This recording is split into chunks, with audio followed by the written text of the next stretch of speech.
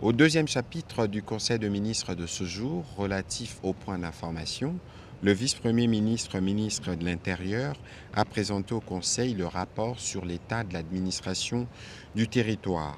Au cours de la semaine qui s'achève, l'état d'esprit de la population a été notamment marqué par la visite de travail en République démocratique du Congo de M. Filippo Grandi, haut commissaire des Nations Unies pour le réfugié, lesquels a confirmé le rôle de facilitateur du HCR en faveur du dialogue entre les États, les attentes de l'opinion concernant les résolutions de la réunion d'urgence tenue à New York au Conseil de sécurité à l'initiative des États-Unis sur la situation sécuritaire à l'Est.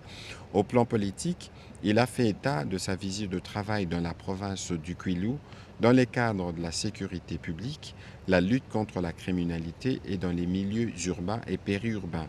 Dans les mêmes registres, il a évoqué la nécessité d'une bonne gestion des revendications syndicales à la veille de la rentrée scolaire et académique. Aussi a-t-il fait mention de l'urgence de la constitution du fichier général de la population qui constitue la base de toute politique publique et de sécurité, de gouvernance, de planification, du développement et des protections sociales. Il a pour ce faire proposé la mise sur pied d'un cadre de concertation interinstitutionnelle pour toutes les parties prenantes sous la coordination de son ministère. Par ailleurs, il a informé le gouvernement qui suit de près la situation sécuritaire à Uvira. Il a terminé son propos par les cas de catastrophes et sinistres enregistrés dans les pays ainsi que la situation aux frontières.